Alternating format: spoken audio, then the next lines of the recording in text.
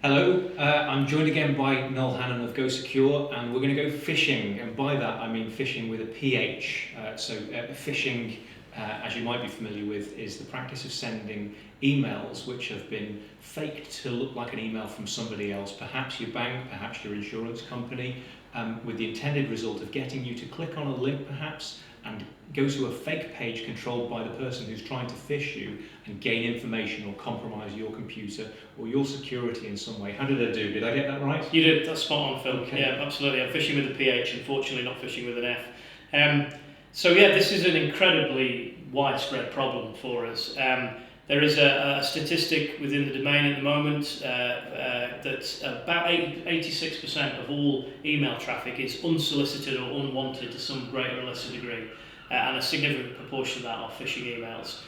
It's a really, really big problem for us, and it's getting increasingly difficult for an ordinary user to figure out what is a legitimate email and what isn't. Often we put in place security barriers that are supposed to assist people in protecting against phishing. For example, not showing imagery in emails. Outlook 2003 has done that by default. Yeah, absolutely. Now that's done for very good reason. It stops links to image files which potentially contain malware. However, what it does do, it makes it very easy for a phishing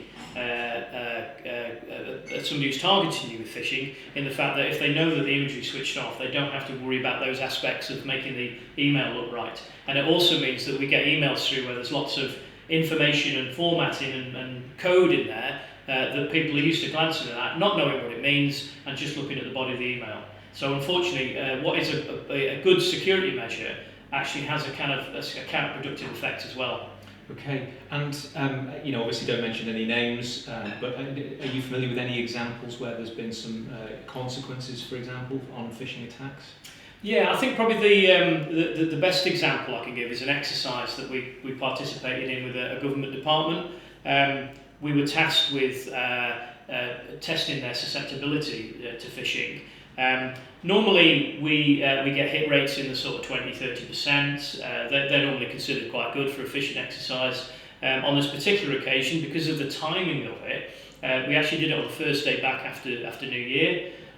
We created a pretend new staff discount scheme, and the way it was presented to the department, we were getting hit rates of 70-80% on that on the initial email. So when you say hit rate, that's click-through? That's click-through, and also the instruction that we were giving them, because this didn't contain any malware, it wasn't done in a technical sense. It took them to a portal. The portal address was one that they would expect, but we dropped the dot out of the address so that it could resolve correctly, but it wasn't actually their address. And all we asked them for was their staff ID. And we signed them up for the portal. We then gave them a response to say, thanks for that, we'll be in touch. We were so emboldened by the first level of the exercise and how successful it had been from our point of view, that we actually repeated it a few days later. We put out another email. We asked them to do the same thing again because we'd had a glitch with the system. We apologised for that, and we said that the first 10 people to do so would win a free iPad.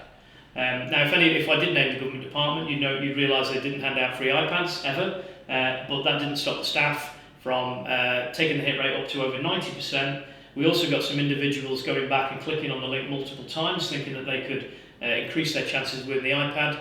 And we also got an individual who responded to one of the emails asking, was it a phishing email?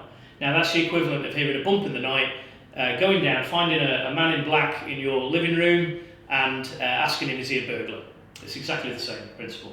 Scary stuff. Now, you mentioned that you got staff ID. Effectively, you built a database from an email which you'd sent, a database of staff IDs. Yes. Now, it would occur to me, tell me if I've got this wrong, if you were in possession of a database of staff IDs, the next month you can email all of those people, showing them their individual staff IDs and asking them to log in. So they trust you because you've got their staff ID, why wouldn't they? And if they click the link and log in, you've got their password too. Staff ID, password, terrifying. Absolutely.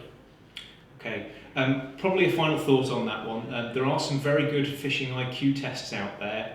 It's certainly worth having a look with 10 examples of phishing emails, true or false. It might be worth having a look just to see how you score. Noel Hannon, Go Secure, thank you. Thank you, Phil.